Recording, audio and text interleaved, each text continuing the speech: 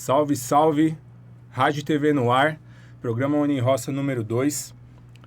Eu sou o Ivan Soares, esse é um programa para a gente falar sobre agroecologia, roças urbanas, para trazer convidados aqui e para ouvir um som também. Hoje eu estou aqui com o Everton. Everton, te agradecer de verdade por você ter aceitado o convite, foi meio feito de última hora. Esse programa aqui não é ao vivo, é um programa gravado, porque o Everton não pôde vir no programa ao vivo, mas ele conseguiu encaixar a agenda aí. Muito obrigado, eu sei que é corrido. Eu que agradeço, Ivan. Muito obrigado mesmo. Everton, sim, te conheço já há bastante tempo, sei bastante de você, mas eu queria ouvir de você um pouco, tá bom? Quem é você, Everton? O que você está fazendo? De uma forma resumida, tá? Porque a gente vai entrar para falar sobre as coisas que você tem feito. Mas queria que você se apresentasse aí para nós. E já falar, mano, porque assim, quando eu te conheci, eu sempre ouvia falar de você, Everton Punk, Everton Punk. Então, eu queria que você falasse de você e já falasse sobre como o movimento punk, como você conheceu o movimento punk e como o movimento punk te ajudou a te formar sobre tudo o que você tem feito hoje em dia. Salve, salve quebrada, salve, salve Rádio TV no ar. É um prazer estar aqui de volta. É um prazer estar aqui no programa Uniroça, com o Ivan aqui, camarada de longa data. E já me apresentando, né, eu sou Everton da Silva, eu faço diversas coisas e até lá fora a gente conversando um pouquinho, eu fico com um pouco de dificuldade de me definir. E eu faço uma brincadeira comigo mesmo que eu me chamo de guerrilheiro favelado, né, cara? Eu sou um guerrilheiro favelado fazendo alusão ao guerrilheiro urbano do Marighella, né? Na real, eu veio do movimento punk, veio desse rolê, nunca deixei de ser punk, mas hoje eu tenho uma vida diferente, vejo a luta punk, a forma de viver, minha forma de ver é punk, né? Então, eu comecei muito cedo no rolê punk, eu tinha lá meus 12 anos, comecei a fazer um rolê, curti um som, curti um Cólera, um Ramones ali, questionar, entender algumas questões da sociedade, por ser um jovem preto, periférico, favelado, sem acesso a muita coisa. Então, a leitura me ajudou muito a entender o mundo como ele é um pouco.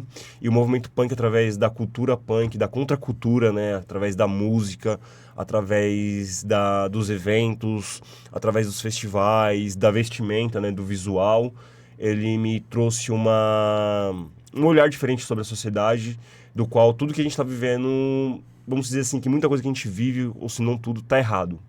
Tá indo para uma lógica não natural do mundo, né? É engraçado que o punk ele vem da contracultura, mas ele entende que a lógica do mundo não é natural. E a sociedade ela é contra o natural, né?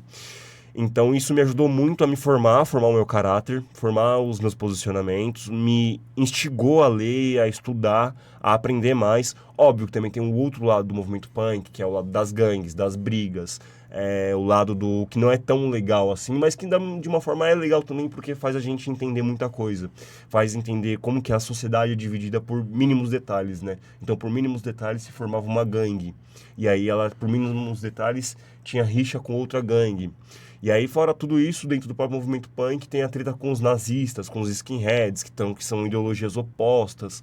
Então, isso foi formando a minha pessoa que é hoje. E aí vem as críticas sociais e dentro delas também as críticas sobre as questões ambientais, né? Porque o movimento punk também tem o lado que traz a questão ambiental, que fala sobre a questão ambiental na música, em alguns movimentos específicos, né? Fala sobre o straight edge, fala sobre bandas que trazem muito esse rolê vegano, vegetariano, ou contra a exploração animal, documentários que a gente acaba assistindo, a ideologia anarquista mesmo, trazer toda essa questão que me formou. Né? E engraçado que tudo isso começou com uma conversa que eu tive com um professor de história na escola, num dia que eu não queria ir para a escola, porque era um passeio que ia ter na escola, não ia ter muito aluno, aí acabei tendo que ir para a escola, conversando com o professor, eu perguntei para ele quem que foi Che Guevara, o que que era anarquia, ele me explicou, eu falei, então eu tô ligado que isso aí é a minha vida, pô. É a luta do oprimido, tá ligado? E era o que era a minha vida desde sempre. Nasci num bairro periférico, sou um jovem preto que viveu a vida lutando para poder sobreviver junto com a família. Então, era tudo isso, a luta do oprimido, né? Então, aí foi da onde eu comecei a me identificar com o rolê punk, identificar com as causas punks, e aí a gente vai se aprofundando, vai chegando em alguns lugares que não são tão acessíveis assim pra quem tá de fora, e vai entendendo cada vez mais o que que é esse rolê punk, tá ligado? O que que é a música atrás, o que que é essa contracultura, que é um lugar de expressão, onde eu nunca tinha encontrado aquilo em lugar nenhum, onde eu me expressava, onde eu podia me expressar, podia falar quem eu era, o que me irritava, o que me revoltava. E aí, a partir dali, foi moldando meu caráter, moldando a minha forma de vir, até que eu fui crescendo, entendendo que o movimento punk ele tinha suas limitações também, porque o movimento punk ele para em um lugar ali, porque ele é muito diverso, ele é muito contraditório também. Então, e eu queria mais que aquilo. E aí eu fui estudar outros movimentos, estudar outras ideologias, estudar outras lutas, a luta do movimento preto, a luta do movimento contra as questões climáticas. E isso foi me formando, que eu fui cada vez me aprofundando mais nessa luta. E aí hoje eu posso dizer sim que o movimento punk ele é responsável, tanto o movimento punk quanto o hip hop, como o reggae, ele é responsável pela minha formação como pessoa. Hoje os meus trabalhos, que eu trabalho hoje muito com questões sociais, acho que todos os meus trabalhos são voltados para as questões sociais, tem a ver com a luta do movimento punk, tem a luta com aquilo que eu me encontrei lá atrás, com o que eu passei enquanto pessoa, mas como punk também. E aí hoje eu trabalho com cicloserviços, por exemplo, hoje eu trabalho com questões socioambientais, com hortas urbanas, com jovens menores que estão por aí há alguns anos, porque essa luta começou lá atrás. Eu fui entender sobre a importância do meio ambiente através do movimento punk. Fui entender a importância do combate ao racismo através do movimento punk. Óbvio que depois eu me aprofundei muito, certo, mas veio daí a minha formação. Eu também, assim, né? Eu acho que eu não vivi tão intensamente antigamente o movimento punk, igual que você viveu, mas o que me chamou a atenção punk, primeiramente, foram as músicas, né? A intensidade da música, mas aí a música foi me mostrando vários caminhos ali. E eu sou envolvido com agroecologia hoje em dia por causa do movimento punk, principalmente as músicas, assim, do Cólera, né? Que eu ouvia falar sobre proteção ambiental, da luta pela libertação animal, né? E foram músicas escritas nos anos 80, né? Sim. Mas foram músicas que me levou, assim, não ouvir mais tanto o som, mas ouvir a letra, a mensagem, né? Mensagem, né, cara?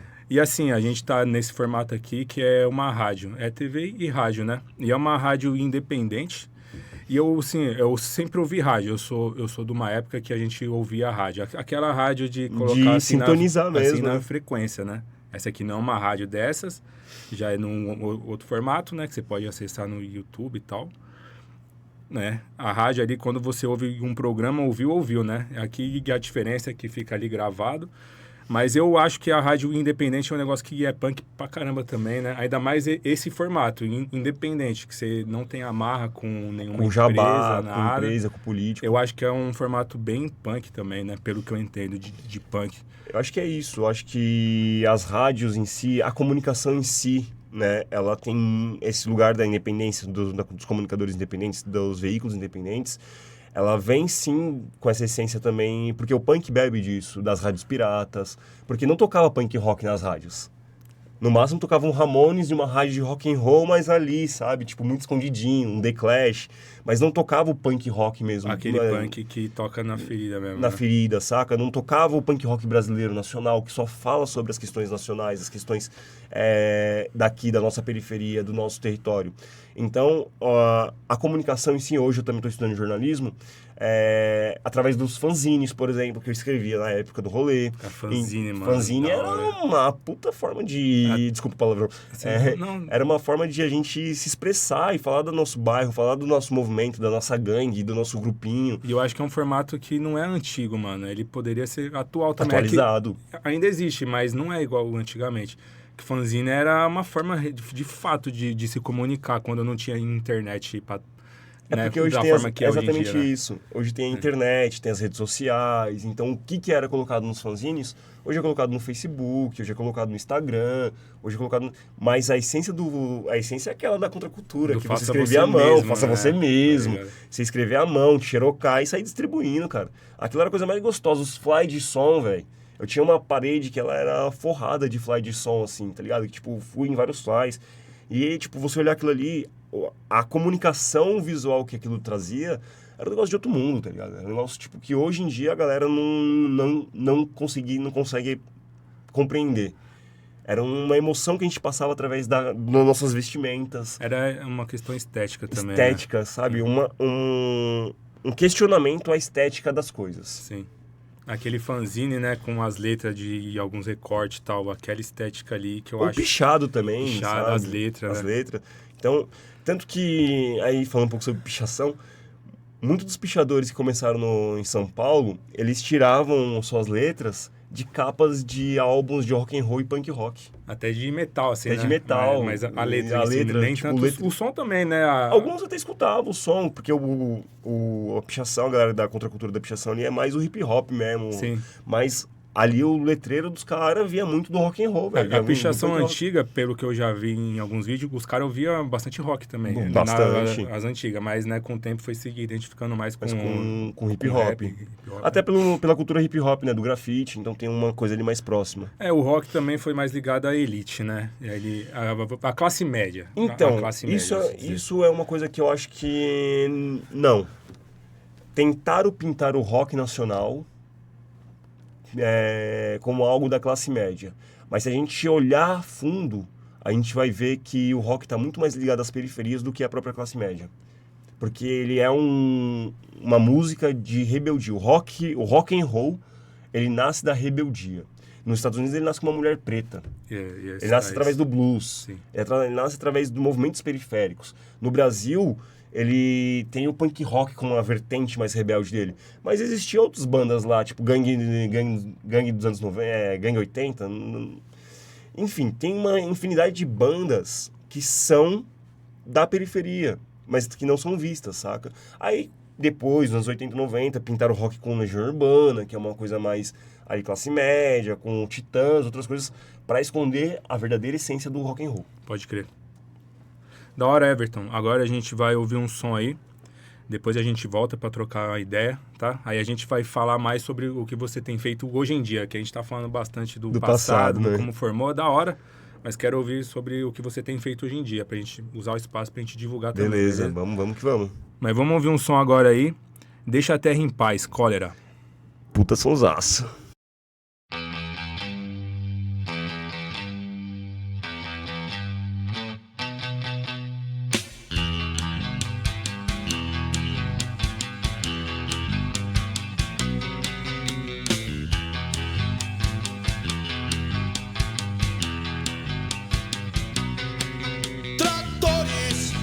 Derrubando a Amazônia, camada de ozônio, ferida sangrando, matança, egoísmo em massa, é uma emergência, é uma emergência.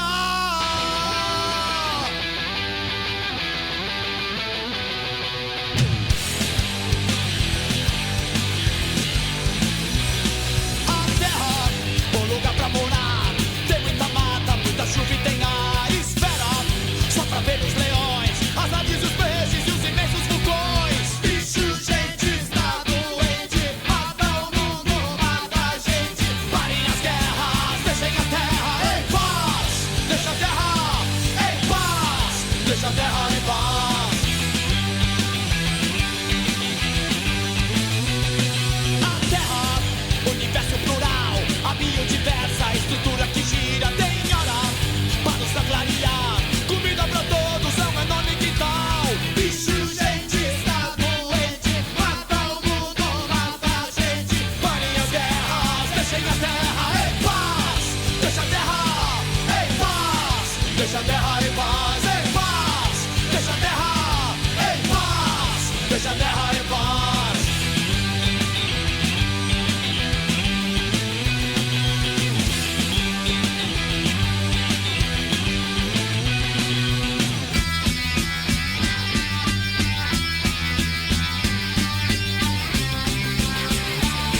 Tu já sobe a terra, já sobe a terra, já. Tu já sobe a terra, já sobe a terra, já.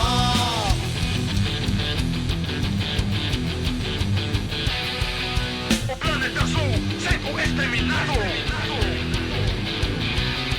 A terra vida seu ar, um ar de planeta que quer sempre girar. A vida é o motivo que faz com que a gente deixe a terra em paz. E se gente está doente, mata o mundo, mata a gente. Parem as guerras, deixem a terra em paz. Deixa a terra em paz. Deixa a terra em paz, em paz. Deixa a terra em paz. Deixa a terra em paz, em paz. Deixa a terra em paz. Deixa a terra em paz, em paz. Deixa a terra em paz. Deixa a terra em paz.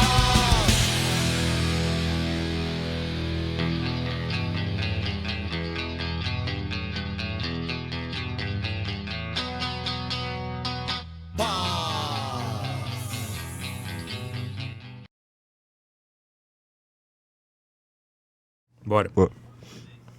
Salve, salve. Programa Uniroça, estamos aqui com o Everton. Só queria lembrar, esse programa ele é gravado, vai ser exibido em alguma terça-feira aí, não vou falar o dia correto, mas em alguma terça-feira vai estar sendo exibido aí. E vai ser exibido no YouTube e provavelmente no Facebook também.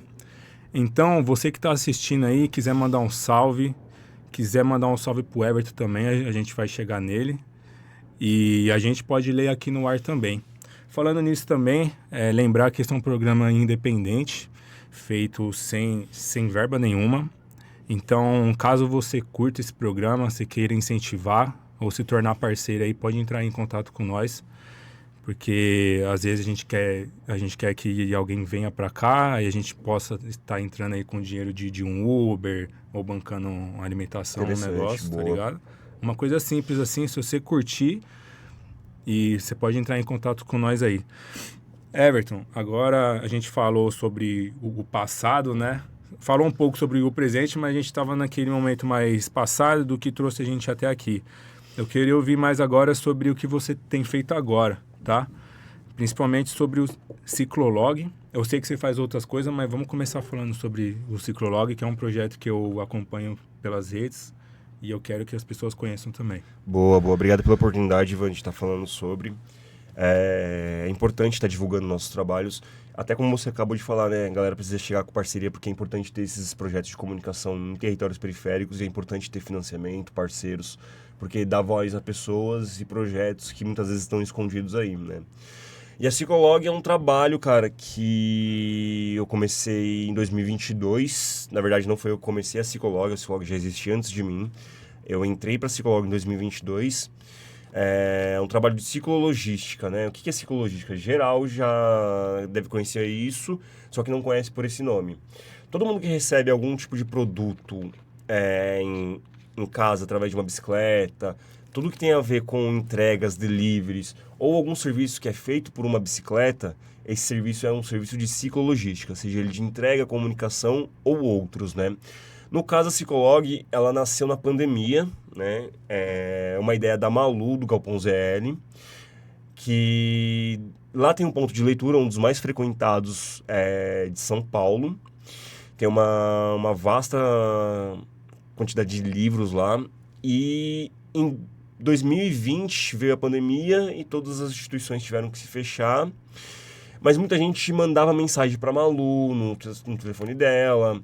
Muita gente falava com ela sobre querer pegar livro, ia no ponto de leitura, ia na casa dela, mas estava fechado e ela não podia entregar. E aí teve um dia que ela simplesmente teve uma ideia, vendo a galera andar de bicicleta, e pensou sobre, esses livros podem chegar na casa da galera através da bike. Então ela teve essa ideia, levou para o Galpão ZL, para a coordenação do Galpão ZL, para a Fundação TID. E aí eles tiveram a ideia de criar um projeto junto com a instituição Aro 60, que é uma instituição que trabalha com mobilidade em território nacional, de criar, ali chamaram o Cadu Ronca do Aro 60, junto com o Marcelo da Fundação TID Galpão ZL, Malu, e criaram o projeto Bike Literária.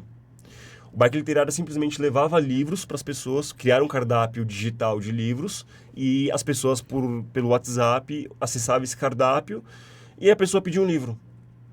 E aí a pessoa recebia esse livro em casa, esse livro higienizado, por um entregador de bicicleta. Esse entregador ele era remunerado, e aí fazia todo um ciclo de que o chegava o livro, a pessoa tinha o livro, através de uma bicicleta de forma sustentável, onde alguém estava sendo remunerado para esse livro chegar. E aí, a ideia deu muito certo, cara, deu muito certo. Nas primeiras semanas, deu mais de 200 livros entregues. No fim da pandemia, já tinha sido entregues mais de 5.000 livros. Então, foi um projeto que deu muito, muito certo. E aí, só que, para que isso continuasse, precisava de alguém para gerir esse projeto do Bike Literária. E aí, na época, chamaram o Rogério Rai, que é do Pedalice hoje em dia, ele não é mais da Ciclolog, chamaram ele mais uma galera para poder gerir esse projeto e criaram a Ciclolog Leste na época.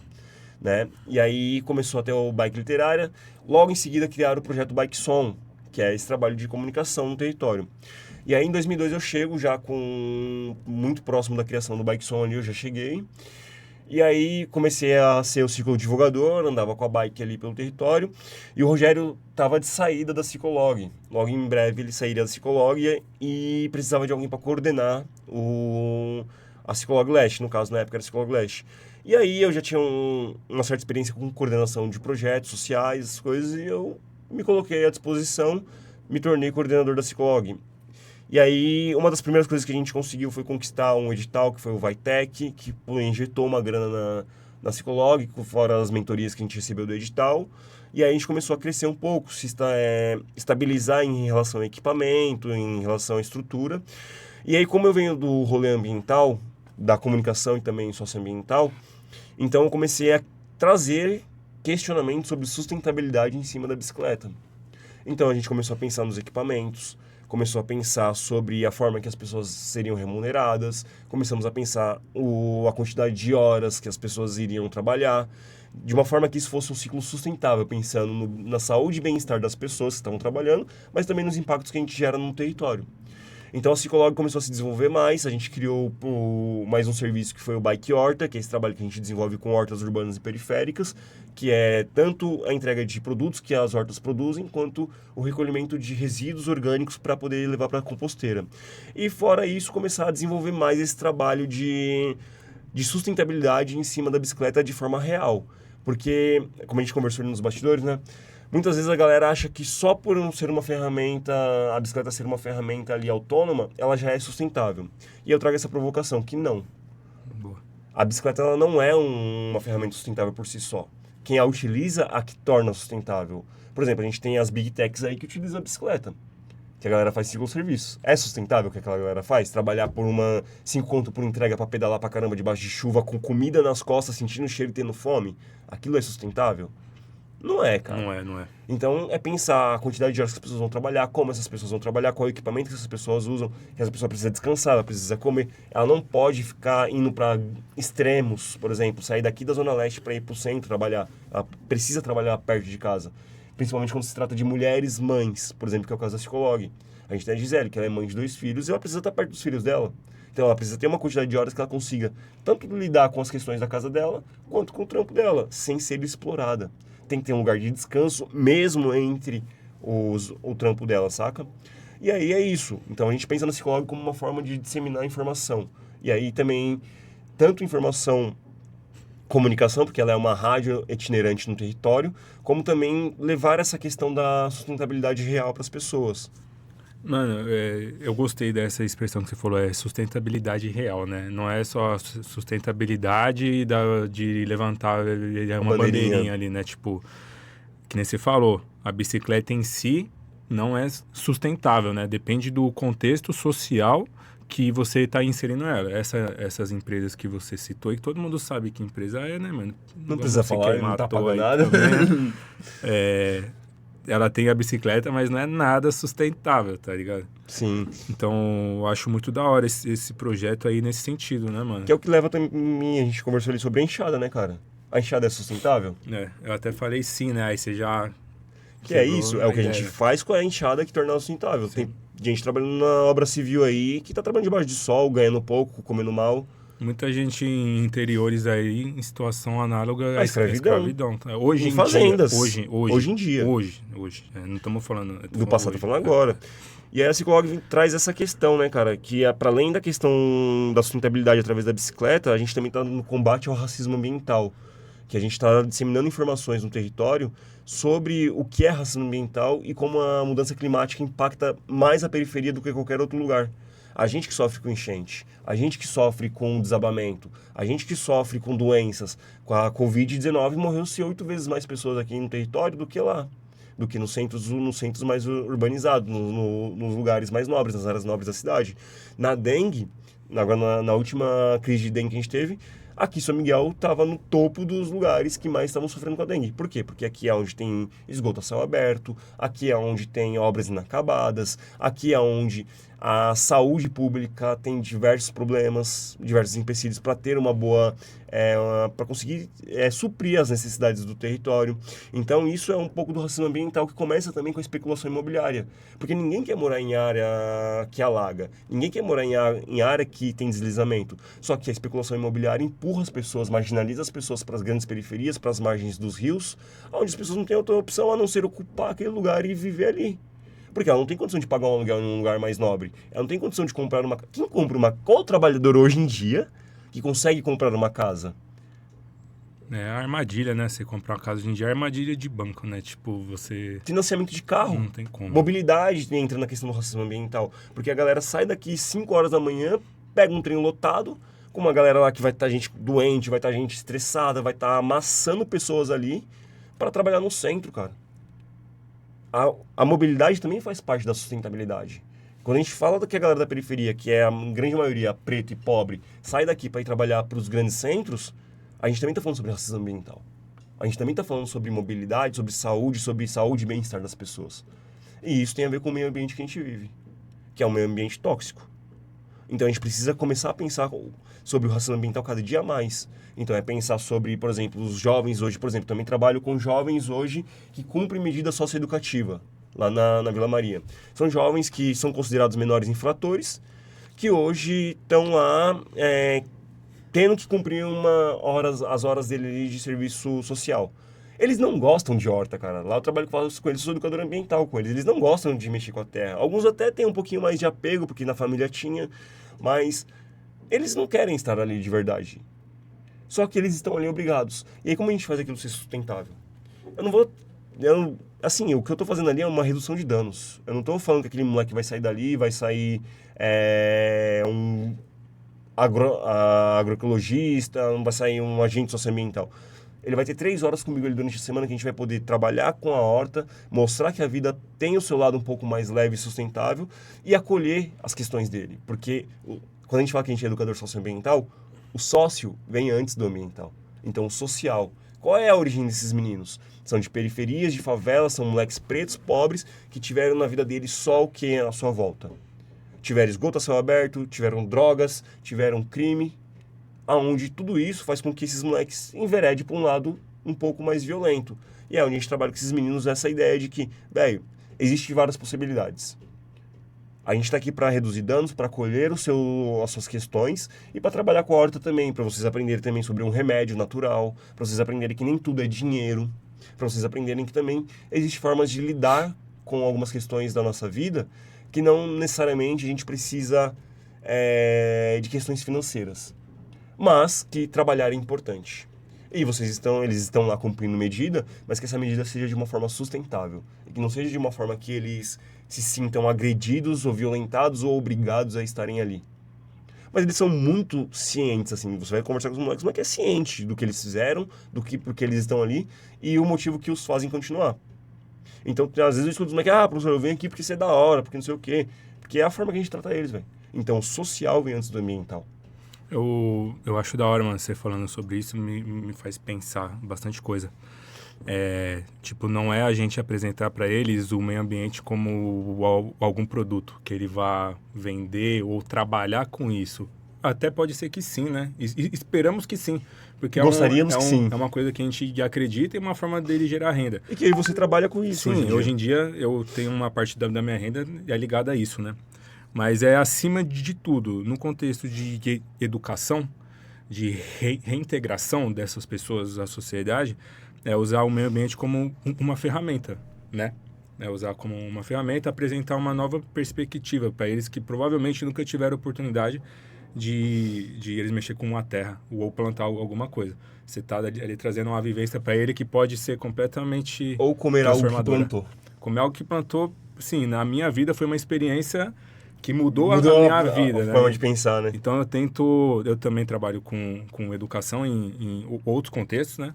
Mas uma das primeiras coisas que eu faço quando chega alguém novo é tentar proporcionar isso para ela plantar algo, para ela se alimentar daquilo, porque eu sei que isso muda a cabeça da pessoa completamente, né? Tem gente que não sabe de onde vem um alface, de onde vem uma manga. É mais comum do que a gente pensa, hein? Mas como a gente pensa. Tem gente que nunca viu uma galinha na vida, cara. Eu vi esses dias um vídeo, eu não lembro aonde, assim, mas eu lembro dele, né? Que era o seguinte, a pessoa via um limão, assim, na árvore. Aí outra pessoa pegou e falou, vamos fazer um suco. Aí a outra pessoa falou assim, não, mas não pode pegar o limão assim e usar, ele tem que se processar antes. Por um processo industrial. Ao nível de alienação. Não é culpa da pessoa, não tô pondo um valor, mas tipo, olha o processo que ela... Porque ela nunca foi vivenciou. incentivada a conhecer isso. Tudo foi dado para ela pelo mercado. E aí entra a questão do racismo ambiental mais uma vez. Por quê? Porque as pessoas não sabem da produção agrícola, não sabem da produção tanto do agronegócio, não sabem diferenciar o que é o agronegócio do que é uma produção de agricultura familiar. As pessoas não sabem, por exemplo, que hoje a gente, mais de 80%, acho que é 80%, né, que a gente consome é de agricultura familiar. Só que as pessoas estão acostumadas ao quê? A consumirem do mercado. E a especulação do mercado gera com que as pessoas só consumam dali, fazendo com que elas nunca conheçam um outro lado da produção. E fazendo com que elas consumam uma comida industrializada, uma comida que muitas vezes foi processada, grande parte do nosso consumo é processado, fazendo com que a galera carrete uma consequência de doenças aí. Porque hoje a nossa saúde ela vem basicamente do que a gente se alimenta. Se eu só me alimento de processados, a minha saúde não vai ser lá a melhor da vida, velho. E aí é onde a galera da periferia consome o quê? Produtos processados. Mas e a galera que tá lá, a galera de classe mais nobre? Eles sabem o que eles estão comendo, eles sabem onde eles estão comendo, porque produto orgânico no Brasil, infelizmente, é caro. Sim. E aí quem tem acesso a produtos orgânicos não é a galera da periferia. Não é, muitas vezes, não é nem a galera que produz, porque... Teve um trampo até da Clara, que ela fez o TCC dela sobre produção de alimento, né, através da insegurança alimentar com as pessoas que produzem o alimento, né, nas hortas familiares. Cara, a galera não consome o que produz. Isso é muito foda. Eles produzem e vendem para poder consumir processados muitas vezes. Não é generalizando, não é todo mundo, entender que tem um recorte que acontece isso.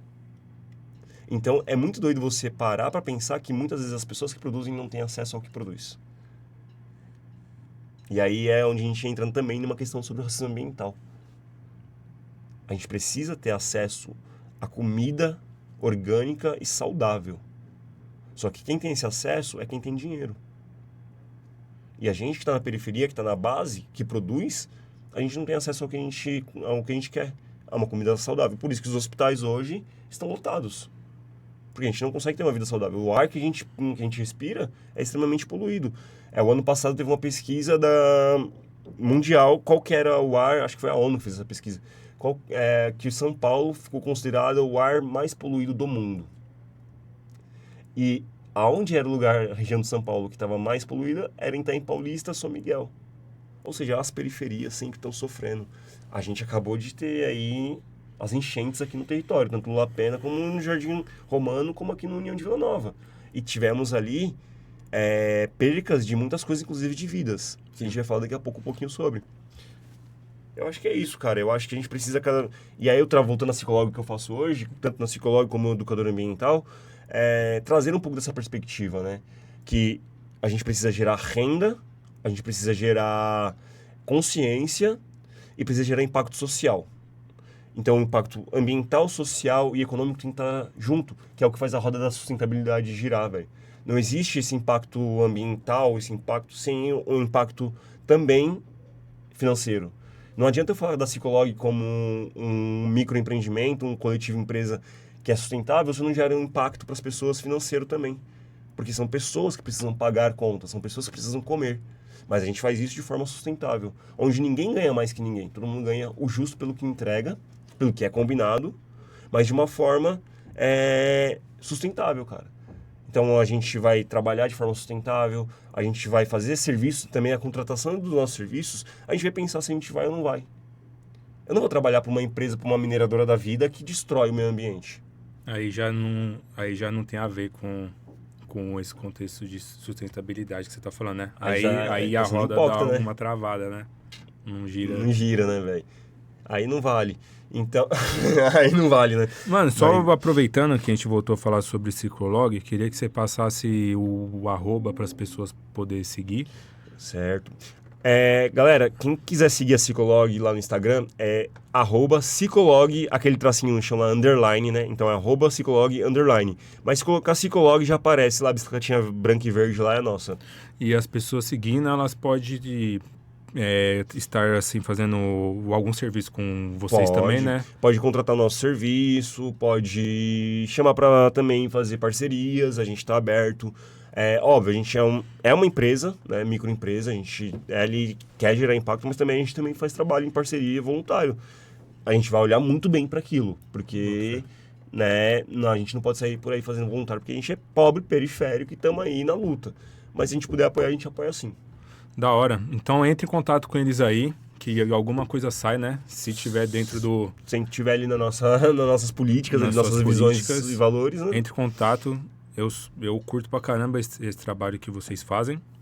E a gente vai deixar o arroba aí também escrito em algum lugar aí também, no Facebook e no YouTube, pra ficar mais fácil. Beleza. Agora vamos ouvir um som pra gente ir lá pro nosso último bloco.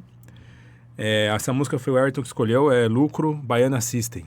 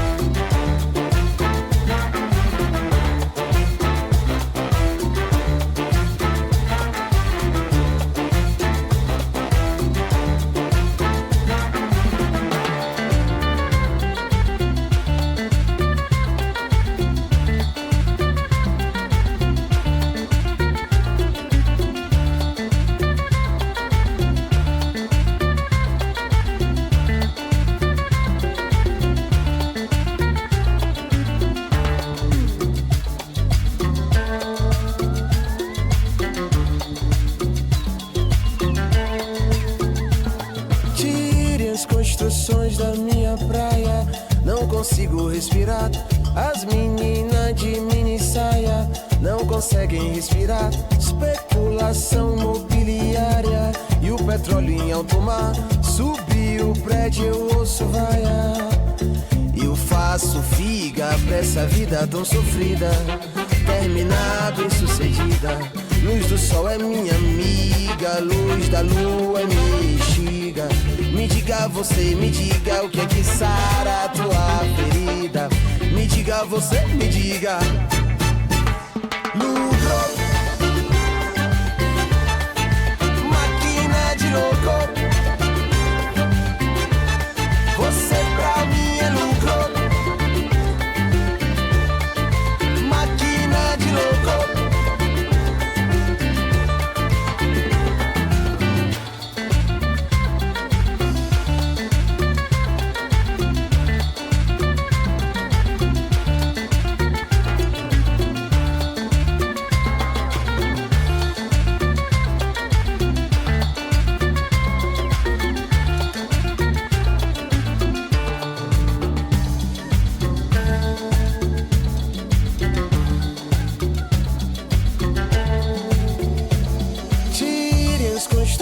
Da minha praia, não consigo respirar.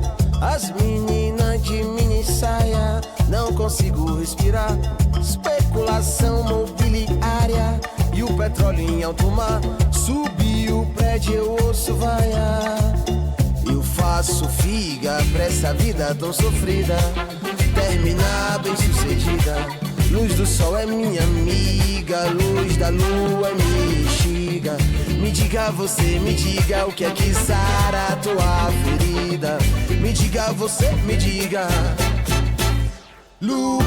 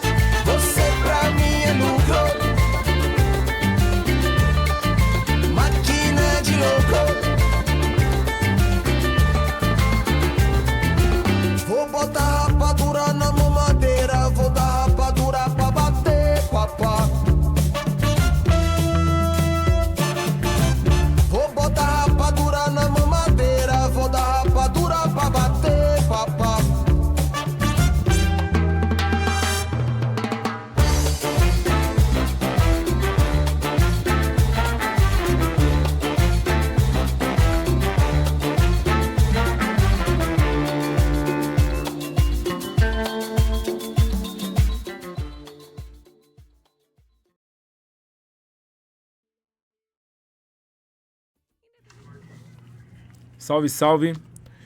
Uniroça, segundo programa, último bloco. A gente passou um pouco aí do tempo, mas é muito assunto, é muita ideia para trocar. Não tem como. Lembrando vocês, esse programa está sendo exibido, vai ser exibido, que ele é gravado, vai ser exibido no YouTube e no Facebook. Quiser mandar um salve, fazer um comentário, pode usar os espaços aí que a gente faz chegar a sua mensagem aqui também. Lembrando, quiser fazer uma parceria, gostou da ideia aqui do programa, quiser colar aqui para nós trocar ideia também, só dar um salve e chamar a gente aí. Então vamos lá. Everton, queria fazer outro convite aqui para você, lembrar que isso é um programa independente, então é um espaço nosso. Um dos motivos de eu estar abraçando esse espaço aqui é a gente poder ter um meio para se comunicar. Tá? Então, se você quiser fazer uma divulgação, quiser vir aqui um dia para trocar outra ideia, o espaço tá aberto, beleza? Nossa. Então, só queria então puxar o último assunto aí, que é... Você é um jornalista, né? Você tá fazendo... É uma faculdade agora, mas tipo, eu te enxergo como um cara que já faz isso, né? E eu queria que você falasse um pouco sobre algumas reportagens que você tem feito e escrito, né? E é isso, queria que você falasse um pouco disso também. Tipo, é muito doido, né? Essa parada de tá vindo se formar agora em algo que eu já atuo já faz algum tempo. Porque eu atuo com comunicação há muitos anos, né? Eu já estive no Rio de Janeiro em 2014 fazendo um jornal antimanicomial lá. A gente lançou um jornal antimanicomial lá. Fui pra Mariana fazer rádio. Sou apaixonado por rádio, né? Fui pra Mariana fazer rádio para poder cobrir o que estava acontecendo lá na época do crime ambiental cometido pela Vale do Rio Doce São Marco. Quando as barragens foram rompidas lá e tiraram vidas também, então já trabalhava com rádio lá. Depois em São Paulo aqui, fui trabalhar com rádio comunitária no Itaim, inclusive aqui na Rádio TV no Ar também, né? Já tive um programa aqui na Rádio TV no Ar no passado, foi muito bom, inclusive. Que legal voltar aqui e ver cada vez mais estruturado, cada vez melhor. E hoje em dia eu atuo com comunicação na Psicolog também, que também é uma forma de comunicação, é uma forma de informar a comunidade, de informar a quebrada. Trabalho muito com comunicação periférica, inclusive. E agora eu tô me formando em jornalismo, né? Tô aí na caminhada para conseguir me formar. E conheci um professor aí, cara muito 10, assim, o Marcos Zimborge, do Visão no Corre, que tá dentro do portal Terra, né? E aí ele me convidou para escrever algumas matérias, né? Dentre elas, aí, eu escrevi 2 matérias e dei uma forcinha para ele aí, bem pequena, né? Porque o cara é massa demais, ninja no jornalismo, cara. E o Visão do Corre me deu a oportunidade, o Marcos Zimborge me deu a oportunidade de escrever 2 matérias pro Visão do Corre recentemente, e que se tratava justamente sobre racismo ambiental, né? Não foi com esse nome que foi para lá, mas o impacto da matéria é esse, o racismo ambiental. Porque a primeira matéria foi sobre as enchentes que a gente sofreu agora no começo do ano aqui no Jardim La Pena, na União de Vila Nova. E se tratava justamente de como a comunidade se organizava em WhatsApp para combater a crise das enchentes, né? Então, foi um compilado de mensagens que foram trocadas nos grupos de WhatsApp, que falava das pessoas que estavam lá se organizando, como estavam se organizando, quem era a instituição que estava fazendo o quê, quem era a pessoa que estava fazendo o quê, que horas iam acontecer as coisas, o que estava funcionando e o que não estava, dentro daquele momento de crise, que foi 10 dias cobrindo ali o WhatsApp, e vendo dentro desses 10 dias como as pessoas se organizavam, que foi desde o primeiro dia da enchente, da madrugada do dia 1º pro dia 2, né? E a partir dali até o dia 10. Então, ali a história que é contada se encerra no dia 10 ali, meio que naquele rolê meio 24 horas, tá ligado? Dia tal, da hora tal, rolou Sim. tal coisa, tal conversa. E aí foi mostrando como a comunidade estava combatendo essa crise climática, porque isso é um fato, isso é uma crise climática que acontece, porque as enchentes, os alagamentos, vêm das fortes chuvas, que são um reflexo da crise climática que a gente está sofrendo e que a periferia sofre com muito mais velocidade, com muito mais força do que outros lugares. Óbvio, outros lugares vão sofrer a crise climática? Vão, mas ninguém vai ter a sua casa alagada em bairro nobre. Ninguém vai vai ser contaminado por uma água e vai perder teu filho, que foi a segunda matéria que eu escrevi, que foi sobre um menino aqui até da Uniquebradas, o Samuel, Samuel Helder. Eterno, Samuel, vamos sempre lembrar dele aqui. Sim, e pra mim, eu conheci ele na Uniquebrados um tempo atrás, e aí, né, ironicamente, no futuro acontece essa crise climática, acontece essas enchentes, e uma criança, né, cara, que tinha uma vida toda pela frente para viver ali de 13 anos, foi contaminado por uma água de enchente, que estava contaminada com certeza, e óbvio, a gente só vai ter o laudo aí, ele faz alguns dias que ele veio a óbito, mas só depois de 20 dias do óbito dele, que sai o laudo, porque vai dizer exatamente porque o menino morreu.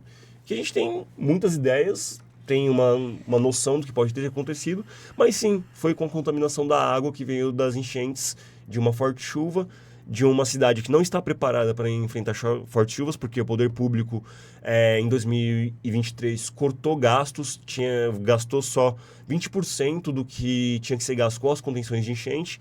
Anos seguintes também não foram feitos os gastos que deveriam ser feitos na periferia, as manutenções do que deveria ser feito para a contenção das enchentes, e deu no que deu.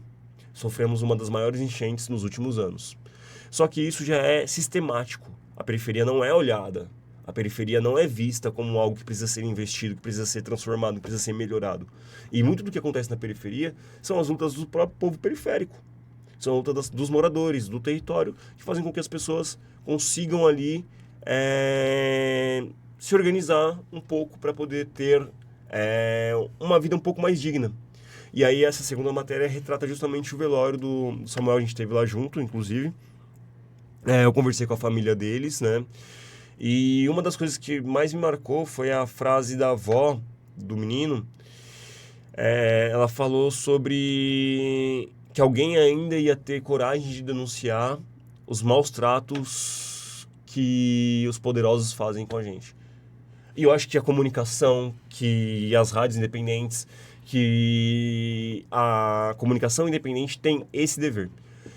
Eu tive uma aula que tratava justamente sobre isso, que o jornalismo ele não pode estar alheio às questões sociais. Ele não pode fingir que as questões sociais que estão acontecendo não existem e só retratar o que é bonito, o que é belo. Podemos retratar o que é belo no jornalismo, mas jornalismo é tudo aquilo que incomoda alguém. Porque você vai denunciar. O jornalismo é uma ferramenta de denúncia, de cobrança social. E quem mais sofre com as mazelas dos poderosos somos as periferias, são as mulheres pretas, são as pessoas de periferia, são os homens negros, são essas pessoas que precisam ser ouvidas. São as pessoas de periferia que precisam ser ouvidas pelas grandes mídias. E aí é interessante ter essas mídias do território, porque normalmente quando as grandes mídias vêm cobrir a gente, vêm cobrir com um olhar muito quadrado. Mas quando o periférico, o sujeito periférico fala, quando ele escreve, quando ele denuncia com muito mais propriedade. Ele sabe do que ele está falando, ele sabe o que causou aquilo. Ele não vai ter papas na língua para poder denunciar, porque ele vive aquilo sempre. Então hoje, como jornalista, né, esse é o meu grande dever e a minha grande luta também. Pautar aquilo que a grande mídia não pauta. Trazer da voz do sujeito periférico, e o sujeito periférico não é eu como jornalista, é todos nós que estamos aqui. Eu sou só o transmissor. Então o meu trabalho é ser o transmissor dessas notícias. Essas notícias, essas pessoas que estão falando através de um portal por qual eu escrevi, elas são a grande protagonista do rolê. A notícia é a grande protagonista do rolê. Eu só sou a pessoa que vai transmitir, que vai escrever ali e vai passar. Ô Everton, eu acho esse trabalho que você faz extrema importância e eu espero que seja só uma pessoa que faça e que você abra assim, caminhos para que outras pessoas façam também. Porque acontece uma coisa, né? Quando a gente não conta a nossa história, a versão da história nossa, alguém conta, né? E eu vejo isso sempre, né? Até em alguns lugares que eu participo, né? Eu faço projeto com senhoras, né? Mas nunca escrevi sobre isso. Aí uma vez veio um pessoal de fora, de um bairro mais nobre assim, e o pessoal escreveu um artigo sobre a gente. Então, se não é a gente que conta, eles vão contar. E às vezes até ser remunerado por isso, que poderia ser a gente, e contando a história por outro ponto de vista, né? Everton, outra coisa que você falou, assim, que eu penso bastante, né? as mudanças climáticas afetam o mundo de uma forma geral, né? Mas as consequências para nós aqui, né, de bairros mais pobres, a consequência é bem maior, né? Lembrando que o Samuel, né, ele faleceu tendo contato com uma água de enchente que já estava alguns dias aqui parada, né? E isso jamais aconteceria em um bairro nobre, né? Ficou lixo, se bobear, tem lixo espalhado até hoje, faz mais de um mês já, né? E isso jamais aconteceria num bairro nobre, né? Então, lembrando, a mudança climática está vindo para todo mundo, Mas quem sofre é a as gente. consequências aqui é Quem muito morre, maior. vamos ser bem direto. Quem vai morre morrer vai ser é a a gente. Quem morre é a gente. E isso é Deus que o mundo, Deus do colonizador chegou aqui. Porque o racismo ambiental começa lá.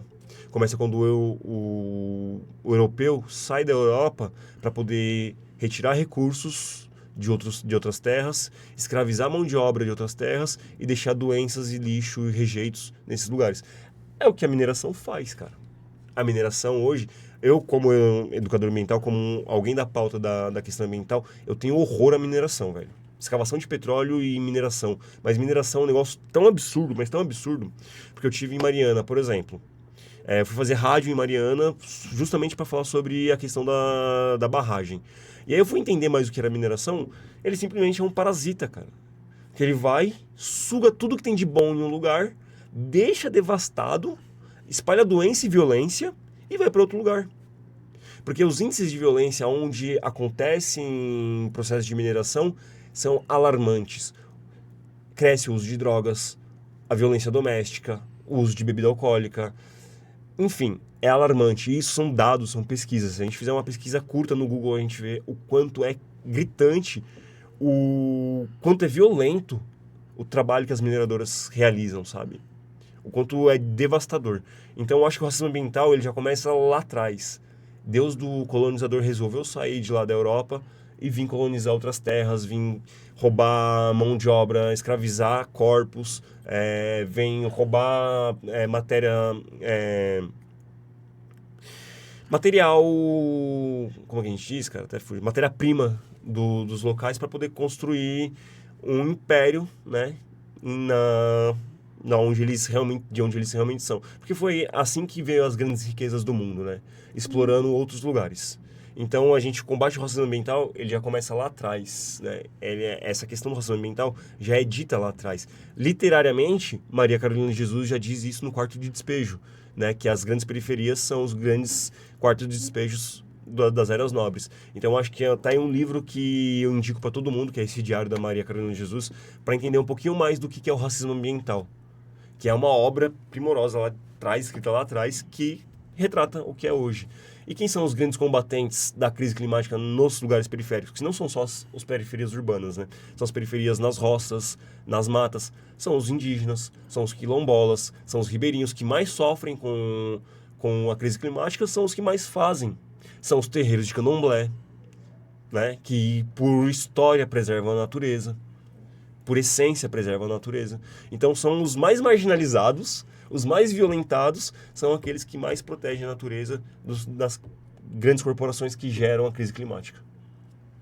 Mano, é muita ideia pra nós trocar, né? Muita ideia. Meia hora pouco. ficou pequeno, mano. Mas queria que você ressaltasse aí essa página que você tem escrito, que é do Portal Terra, chama como? Visão do Corre. Para acessar, é só escrever Visão do Corre. Só colocar Terra, Visão do Corre, que você acha lá, muita matéria interessante, inclusive já fizeram matéria sobre o Psicolog lá. Eu tô para escrever outras matérias para lá também, assim que der. Mas, para além do que eu escrevi lá, eu acho que o que tem lá é de extrema importância para que a galera da periferia esteja uma referência, sabe, do que acontece. Tem outras pessoas que escrevem também? Tem, várias pessoas que escrevem lá no Visão do Corre, pô. Não sabia. E ele cobre justamente, o Visão do Corre, ele tá dentro do Portal Terra e cobre só assuntos periféricos. Então ele vai cobrir sobre empreendedorismo periférico, sobre questões da periferia, sobre questões ambientais, sobre questões da guerra ao tráfico lá no Rio de Janeiro. Então é um compilado, assim, tipo um lugar que você vai pegar matérias sobre periferias de todas as regiões do Brasil, com a narrativa das pessoas que estão vivendo e fazendo, tá ligado? É isso que é o rolê mais da hora. Tá falando da galera que tá lá, fazendo, na base. E aí é uma ideia muito monstro, assim, que eu acho que teve dentro do Terra abrir, conseguir, o Marcos Imborg conseguir emplacar o Visão do Corre lá, porque é um lugar que você consegue. E assim, a gente está acostumado a ler coisas sobre a periferia em portais independentes. Mas quando tem um portal grande como o Terra, que tem um espaço ali que fala sobre periferia, cara, é um outro lugar, porque é muito mais acessível, né? Tipo, a galera acessa mesmo o Terra. Então, como a galera acessa o Terra, acessa tudo que tem lá. Então, até o cara da elite vai conseguir achar lá uma matéria sobre periferia, vai ler, vai falar, pô, bacana que isso existe. Mano, ocupar espaço, né? A periferia tem que ocupar espaço. A juventude aí tem que começar a pensar nisso também, ocupar espaços, tanto rádio, TV, artigo. Tem que se informar primeiro, né, cara? A galera precisa começar a se informar, principalmente, e eu falo isso como um pouquinho de crítica, assim, também. A galera precisa parar de se informar em rede social, em Twitter, X, essas porcarias, esses bagulho de rede social aí. Parar de ler uma manchete lá, principalmente a juventude. Parar de ler uma manchete e achar que aquilo é verdade.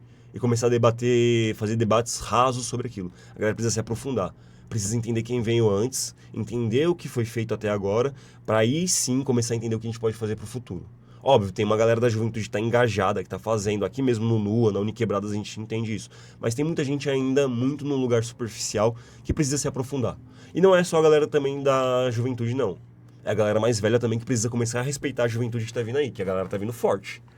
Tem uma galera da juventude que está vindo forte e a galera mais velha precisa, sim, parar, sentar e ouvir. Eu penso assim, a juventude traz muitos questionamentos que a gente não tinha, né? Uhum. Então tem muita coisa que eles trazem e que é de suma importância e a gente tem que observar e absorver também, né? Acho que sim. Everton, a gente tem que encerrar em algum momento aí, né? Mas fica aberto o espaço para você poder voltar. Vai ser um prazer, cara. Quando você quiser divulgar alguma coisa, falar sobre algum assunto, eu faço questão de o espaço está aberto para você, beleza? Obrigado, cara. Me sinto honrado aí de participar aqui. E é isso, cara. Também precisarem, quiserem chamar, tô aí, tô à disposição e vai ser sempre um prazer. Obrigadão. Nós estamos juntos, mano. Programa Uniroça, às terça-feiras. Esse programa é gravado, não sei exatamente quando ele vai estar sendo exibido, mas em algum momento vai estar no YouTube e Facebook. E para fechar o programa, vamos ouvir a música Quando a Maré Encher, do Nação Zumbi. Sonsaço! Obrigado.